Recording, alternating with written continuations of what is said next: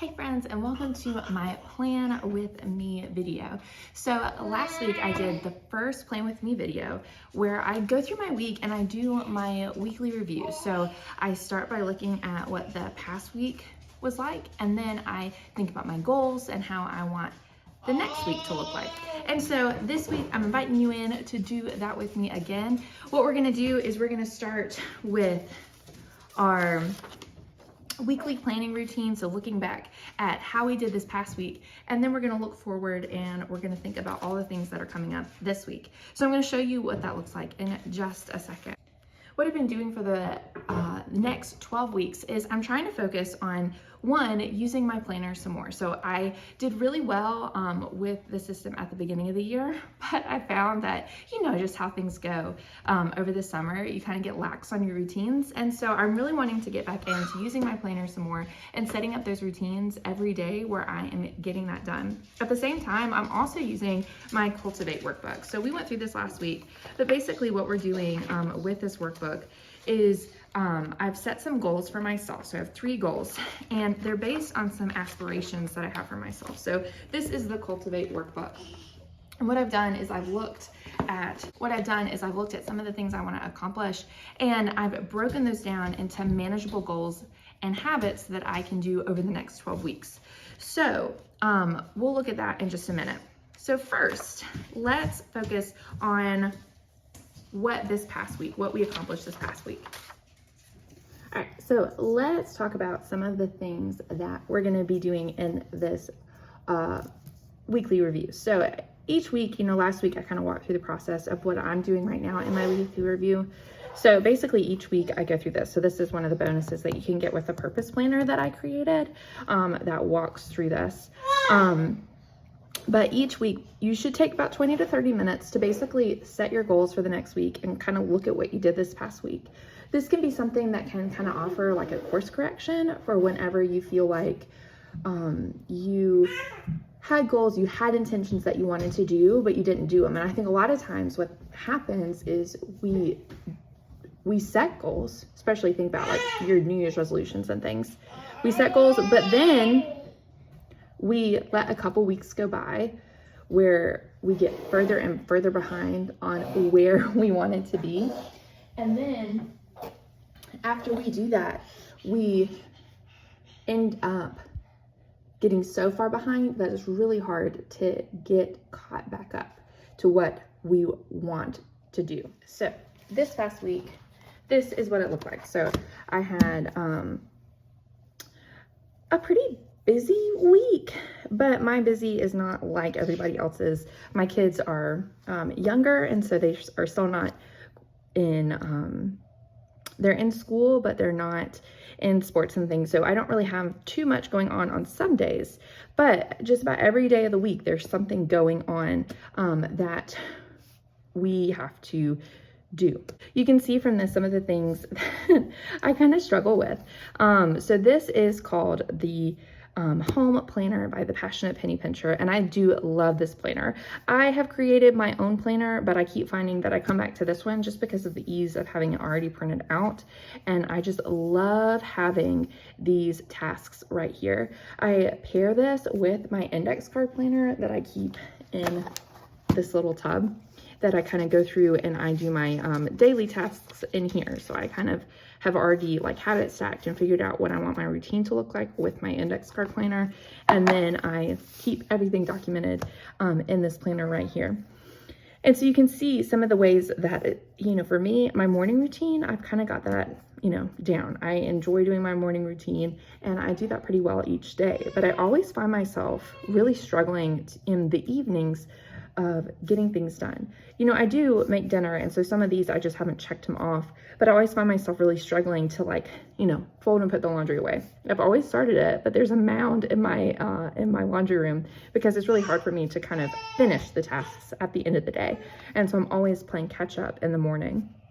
So this past week, that was one of the things I noticed. The other thing I noticed is that some of my blog goals I kept pushing back because of other things going on. We did really well this past week with getting outside and spending time outside, but we did not do so well on my blog tasks. So this week, this is what I have going on. So once you have looked at your past week, the next thing that you need to do is you need to try to figure out, okay, what matters most in the season? What do you need more of? What do you need less of?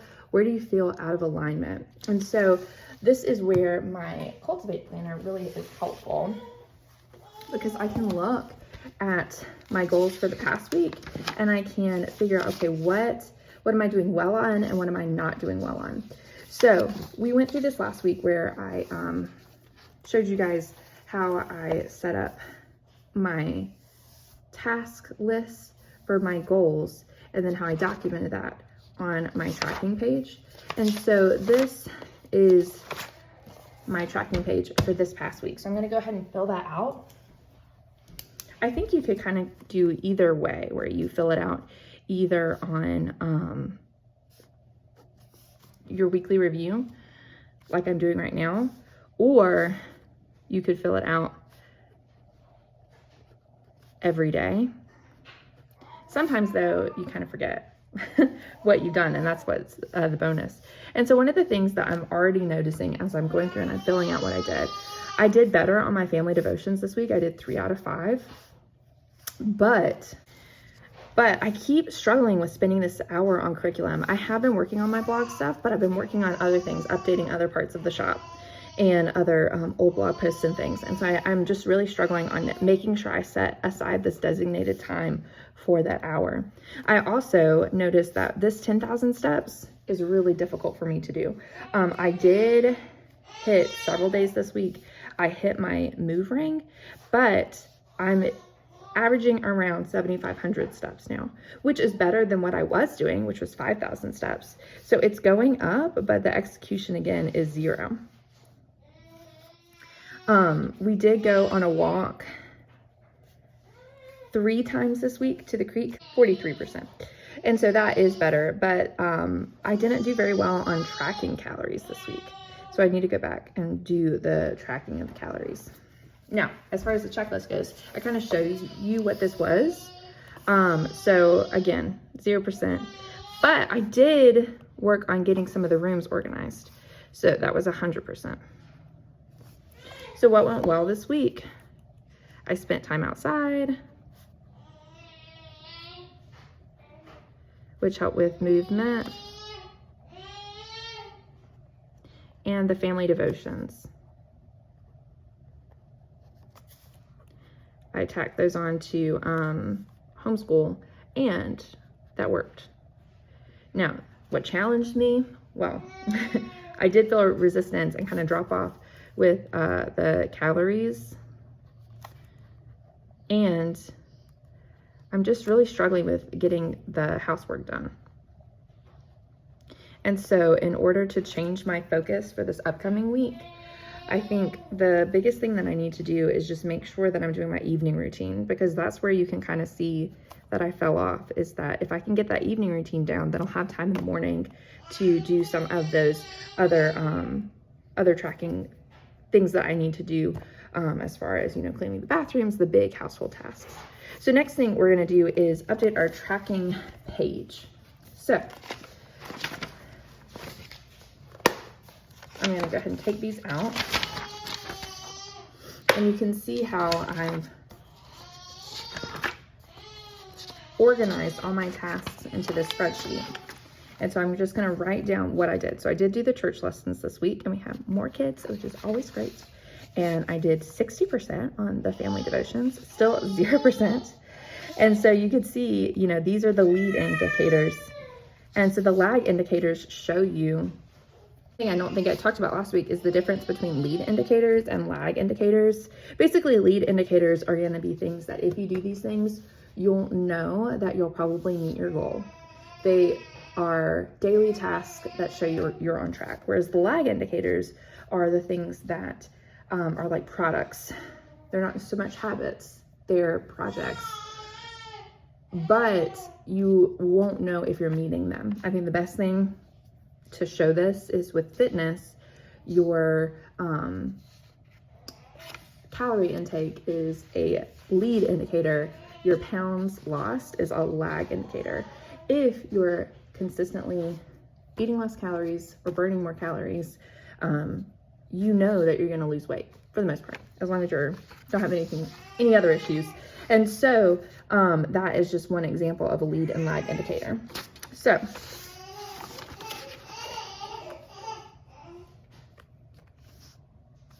okay, so for the move time complete, let's see. With this one, 0%. So you can already see right here how, you know, I'm falling behind on my weight loss goals. And so you can see how that kind of plays out on this tracking. So then the next thing that we're going to do is we're going to go back to these goals. And again, we're writing those same goals.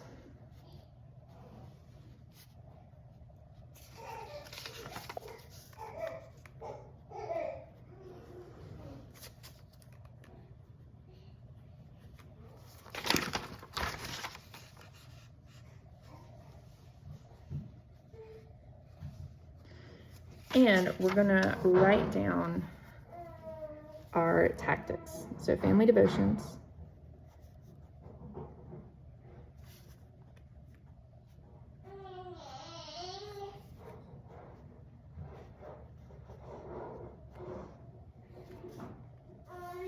I still need to reach out to people for feedback. And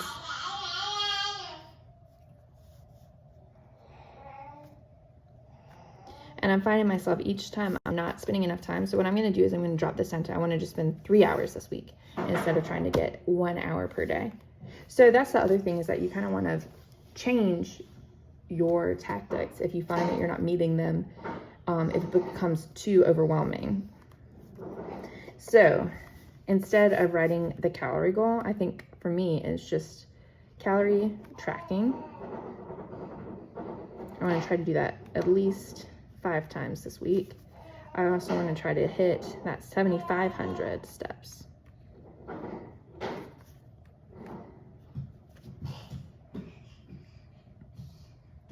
And just get to that point each day. And then the housework, I think this week I want to focus on my evening routine. So just evening routine checks. And I want to try to do that at least 5 times this week. And doing that can help you to get the motivation and kind of stay on track. I think the other thing that I found is, you know, whenever you're doing anything like this, anything that requires coming back each day and working on planning, is to make sure that you remove any friction. You know, that's what they talk about with all of the habit stuff that you can read. And so part of what you need to do is just leave your planner out. And so that's something that I'm going to work on this week too. Sometimes I found that, you know, I'm not putting it in my bag, or if I am putting it in my bag, I'm not taking it out. And so trying to leave it out each day, I think that can really help to make sure that I am looking at it. All right, so then the next thing that we're going to do is I am going to do this week's planning. So now that I've looked at the big goals for this week, the next thing I want to do is just, okay, look at the priorities, look at the week. So I'm trying something new. So you'll notice there's these lines on the page, which if you're super, you know, particular about things being very neat, obviously, you know, I'm not that way. And so I just kind of add this. So what I'm going to do is, instead of having this be Sunday, I am trying out a Monday start this week. So this is the first time I've done that. I've always been a Sunday start girl, but people that use this planner say that they changed to Monday, and that really made a big difference as far as accomplishing things. And I think the reason why is, one, you know, the weekend, you always can, you know, look at the weekend on the same day, that Saturday.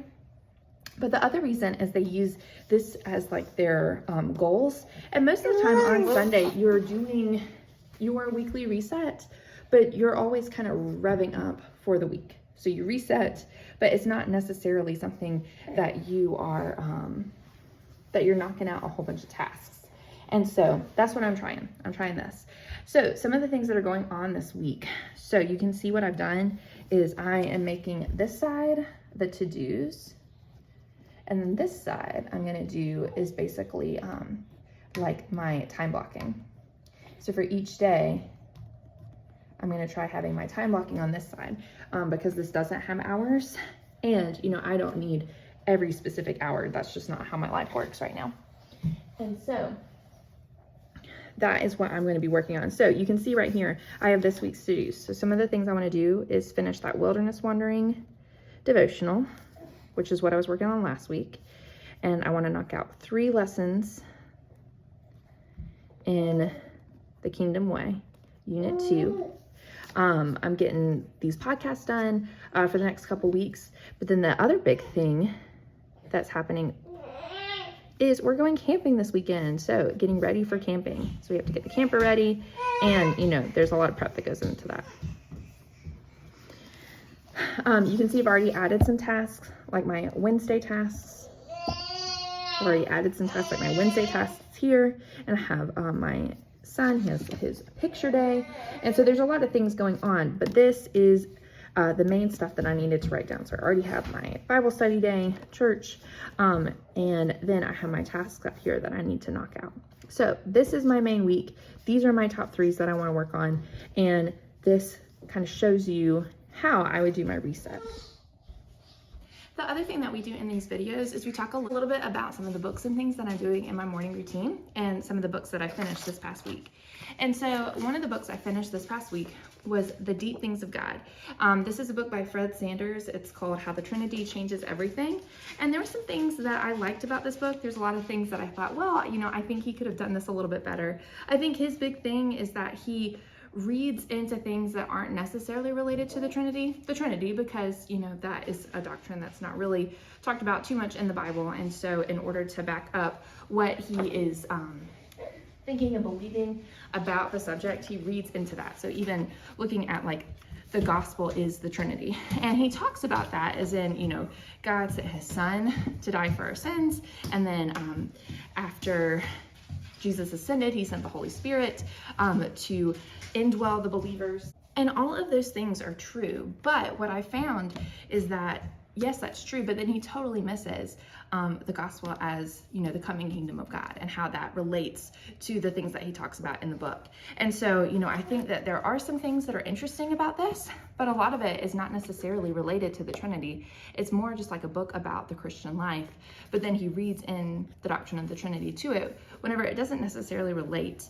But, you know, it does give you a lot to think about. So I did enjoy that one. It's definitely one that makes you think. The other books that I'm currently reading is, I told you last week that I'm going through and I'm reading all the books that I own before I buy any new books.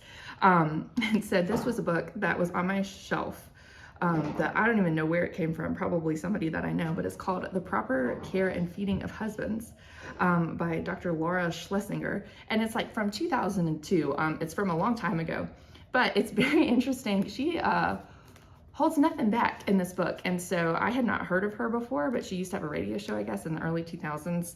And I guess she's like, I don't know, the Dave Ramsey of,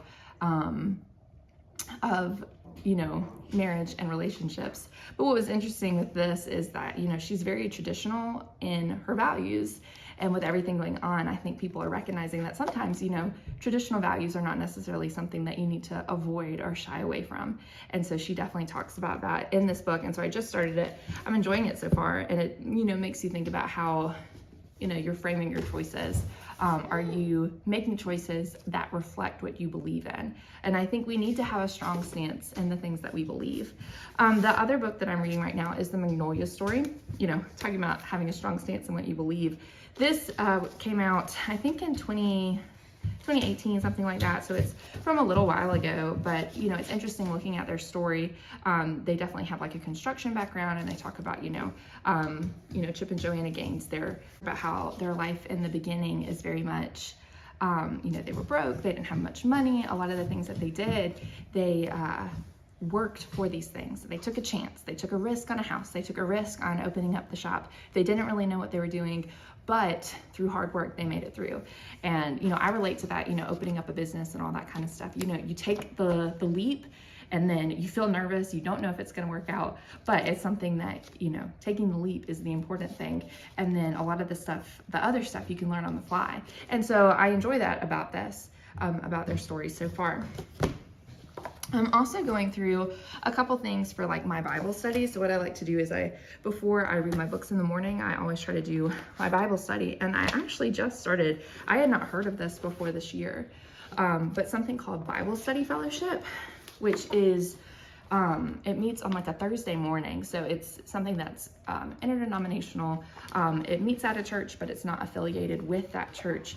But they just started a study called Exile and Return. And so, I'm doing that in the morning, and it's going to focus on building, as we are exiles, in this land. It's going to focus on building well here. And to me, thinking about everything we've been talking about on the podcast with our calling and our mission, it really made me think about how I'm building well and living out my purpose now. So I'm going through that, and I'm also going through my Faithful Homemaker book, which I had talked about before last week. And so I'm just trying to go through and kind of organize the house, get things a little bit more put together after the busy summer that we've had. So those are some of the things that I've been reading and loving lately. And so the last thing that I wanted to do is just kind of share with you a thought from what I've been reading lately. And this is something that I wrote about on one of my Instagram posts. And it's just, with everything going on in the world, wherever you stand politically, there has been some things that have just been really, really dark going on. And I think that it's important to say, this is dark, and this is something that we should, stand against, that we need to stand up for. I think more and more people are realizing it's like, you can't just try to be the nice guy all the time and avoid standing firm in what you believe. Because at some point, if you have any beliefs, you're gonna have to draw a line, and it has to be something that you commit to. I talked about before on the blog about how we need to make sure that we don't let the caveats win, that we don't just shift and change and try to, be everything to all people. There's a place for that. But whenever Paul was saying that, he wasn't trying to say, hey, I am going to tone down my beliefs because I want to make these people feel okay. That's not what he was saying. He was saying, you recognize some of the cultural customs that people have, and you don't try to hold those cultural customs against them and try to be, tone deaf. But there's a big difference between recognizing and being tolerant of cultural customs and basically saying you have no firm beliefs. And so that was something that I think that we can learn, and we can make sure that we start to say, okay, this is our stake in the sand, or this is our stake in the ground. We are going to make sure that we stand on this. In Psalm 27, I was reading through this, and this verse came up, and it was the same verse that I also saw on like my Bible app, and it was just something to me that really spoke to the moment. And it says here, because of my adversaries, in verse 11 it says, because of my adversaries, show me your way, Lord, and lead me on a level path.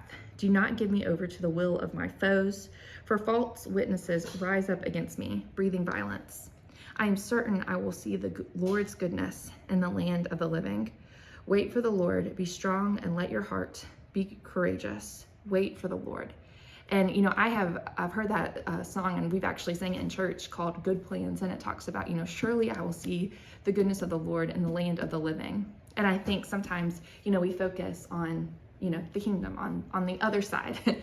But the thing is, I think there are times where we will see God's goodness here. And so I've held on to that verse this past summer as I've been praying for things and thinking about things. I've held on to this verse and said, surely I will see the Lord's goodness. But I didn't realize that right after that verse comes this, verse 14. Wait for the Lord, be strong, and let your heart be courageous. Wait for the Lord.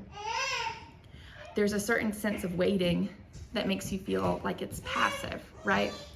But more than it just being something that is just passive, where we're just waiting and not doing anything, waiting for somebody else to take up the cause, take up the banner, waiting for somebody else to teach, to witness, to build God's kingdom here. No, waiting means just trusting in God, depending on God to fulfill what he needs to do.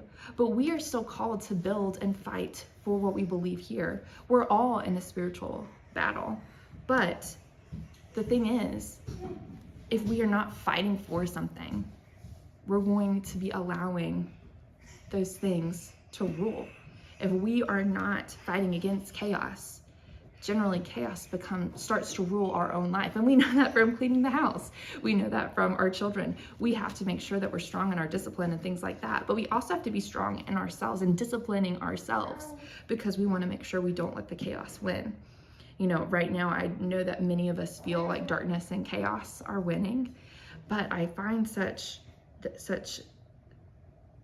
encouragement from these verses, because again, here he is talking about, throughout Psalm 27, you know, the Lord is my light and my salvation. Whom shall I fear? The Lord is the stronghold of my life. Whom should I be afraid? And really, we know, because we trust in the Lord and we wait on him, that we have this strength and security. So those are just some of my thoughts this week, and I hope that you feel encouraged too, to trust. We have a visitor on the to trust in the Lord, to trust and be encouraged to live out our beliefs today. So I hope you'll join me next week. We'll be doing this each week. It'll look different each week. This is more informal, so there'll be some interruptions. You might hear the cats or the baby crawling around, but this is my time to plan with you, and I hope you pull out your planner, pull out your Bible, and do the same things with me. I'm Casey Fletcher, and I'll see you next week. Until then, keep creating a life you love and cultivating your heart for God. Bye.